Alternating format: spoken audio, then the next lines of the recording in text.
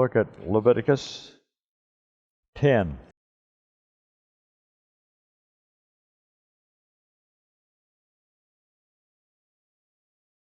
It says, verses 1 to 3. Then Nadab and Abihu, the sons of Aaron, each took his censer and put fire in it, put incense on it, and offered profane fire before the Lord, which he had not commanded them. Profane fire was a fire that human beings ignited. The holy fire was a fire that God had ignited. So fire went out from the Lord and devoured them, and they died before the Lord. Then Moses said to Aaron, "This is what the Lord spoke, saying, by those who come near me I must be regarded as holy, and before all the people I must be glorified." Now this is discussed in quite a bit of detail in Leviticus 10. These sons of Aaron, when they did this, they were drunk. That's why they didn't had such poor judgment.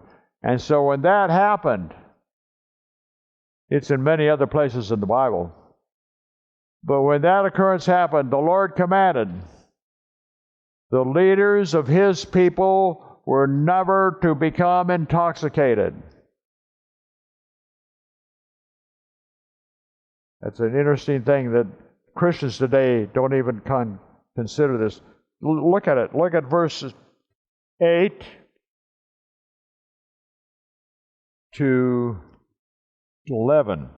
Then the Lord spoke to Aaron, saying, "Do not drink wine or intoxicating drink, you nor your sons with you, when you go into the tabernacle of meeting, lest you die. It shall be a statute forever throughout your generations, that you may distinguish between holy and unholy, and between unclean and clean, and that you may teach the children of Israel all the statutes which the Lord has spoken to them by the hand of Moses." Notice, a leader of God's people has to be able to tell the difference between what is common or unclean and what is holy. It belongs to the Lord, and a holy person doesn't mix them up. I'll give you just a quick example. If you're a holy person and you're a musician,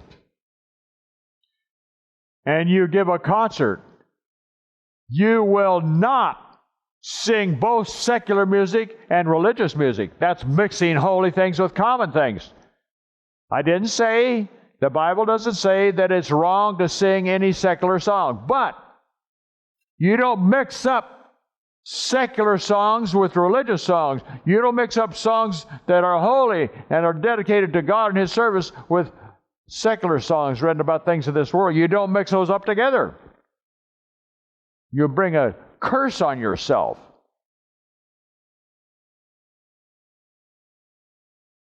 That's why the Sabbath is holy. It's lawful for us to discuss our worldly business with each other during the week. But it's not lawful for us to discuss with each other our worldly business on the Sabbath day, because the Sabbath is a holy day. It's a day that belongs to the Lord. So it's a transgression for me to discuss with you about my farm, my market, what I'm doing in business, all the different worldly things. It's all right to discuss those things with each other during the week.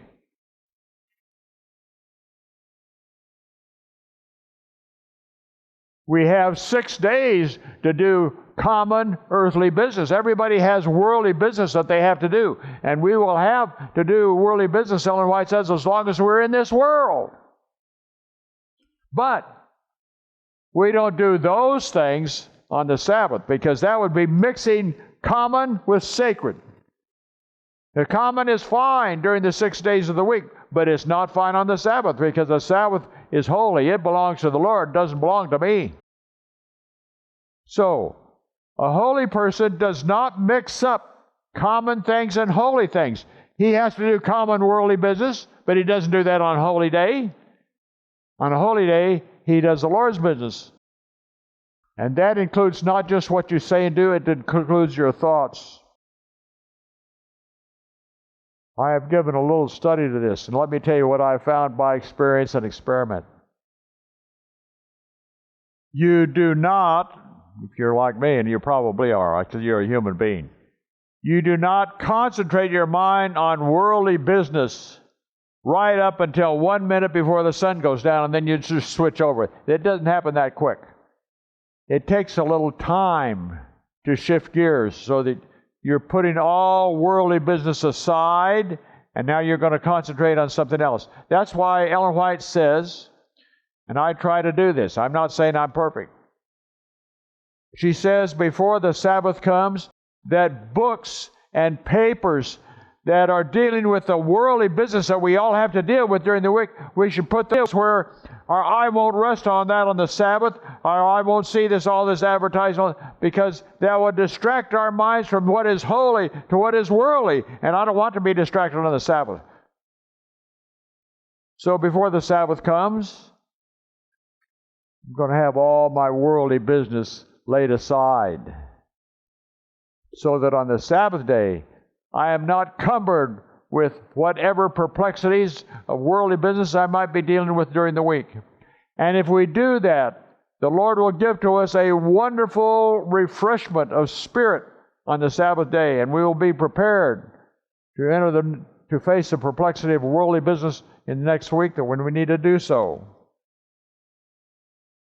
So, number 3 was a holy person will not mix up common things with holy things.